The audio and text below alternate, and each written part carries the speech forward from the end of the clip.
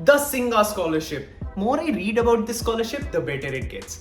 There's just one catch. If you're watching this video within 8 days of it being released, you can still apply for this scholarship. But if you're watching it after 8 days, most probably you did not subscribe to this channel. You'll have to wait for another 6 months for the applications to open up, and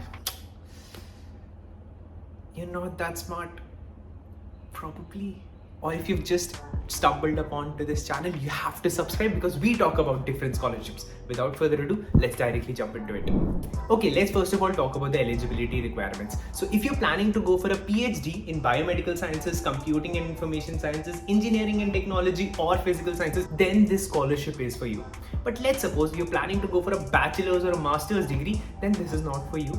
You should ideally be applying for Japanese NEXT scholarship or Italian regional scholarships. And trust me, Italian regional scholarships are amazing. You can click here and watch the entire video on Italian scholarship. We have discussed it in detail, and you can find a separate video on Japanese and Italian scholarships in the description also. So if you're planning to go for PhD, let's continue with it. So how much do you get? You get a monthly stipend of 2,200 Singapore dollars. Okay, I'll use a calculator to find out how much do we get. So we get 2,200 Singapore dollars, and we have 12 months in a year. So that's 26,400 Singapore dollars. A PhD is for 4 years. So we get 1,05,600 Singapore dollars, and then a Singapore dollar is for 56 rupees. We get 59.13 lakh rupees as stipend.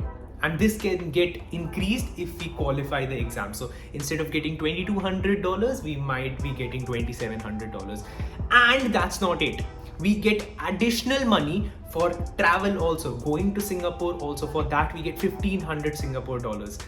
And we also get 1,000 Singapore dollars for resettlement. So, because we have to come from an international country to settle in Singapore, we get additional 1,000 Singapore dollars. And our entire tuition fee gets covered. Okay, so the benefits are amazing. What are the other things that you need to know about this scholarship? Okay, let's talk about the application process. The first step is to browse the PhD research project. Which project do you want to go for? So there are a list of projects that you can go for. You have to select which area do you want to enter into and what is the field of study you want to work. Second thing is the documents required. The documents that are required: first, passport obviously, and then a passport size photo. Apart from that, what are the transcripts that you require? First important thing, every transcript that you have should be in English, should be translated in English. Now, what are the transcripts that you require? Bachelor's degree certificate, otherwise a letter of certification from the university on your candidate if your degree certificate is not available. 2 recommendation reports to be completed and submitted online by referee. Okay, now talking about which are the universities that you can apply to. You can apply to NUS, National University of Singapore, the best university in Singapore. You can also apply to NTU, you can also apply to SMU. These are the top 3 universities of Singapore. You can apply to any of these universities. But if you're applying for NUS, you are also required to submit a GRE score in your Singa application form. Submission of IELTS or GATE score is optional, but it might be required at the end of it. So at that time, they might let you know that yes, you need to give IELTS and score this much band. But right now, there is no such application requirement of IELTS. So if you're planning to go for your PhD in Jan 2023, June 1st, which is like literally in 8 days, the application process has been opened. If you ask me where are the application forms, everything is in the description. You can go and check the description. All the details are always in the description. But if you're planning to study abroad, I would actually recommend you to check out Italian scholarship.